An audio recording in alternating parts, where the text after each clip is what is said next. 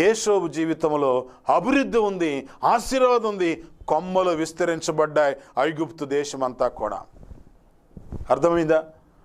నీ జీవితంలో జ్ఞాపకం చేసుకోండి, దేవునిటే భయము, భక్తి, ఆ విధానం ఉండాలి.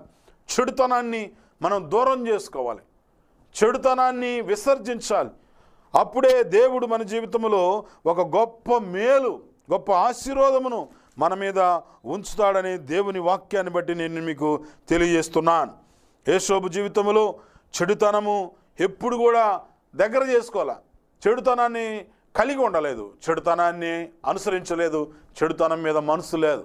కాబట్టే యోసేపు జీవితంలో మేలుకరమైన విషయాలు జరుగుతూ ఉన్నాయి. మనుషులు పడగొట్టొచ్చు కానీ దేవుడు పడగొట్టడు, గుర్తుపెట్టుకోండి. నీలో మంచితనం ఉంటే, నీలో నీతి ఉంటే, నీలో నమ్మకం ఉంటే, నమ్మకత్వం నీ జీవితం ఉంటే, పరమ తండ్రి యేసయ్య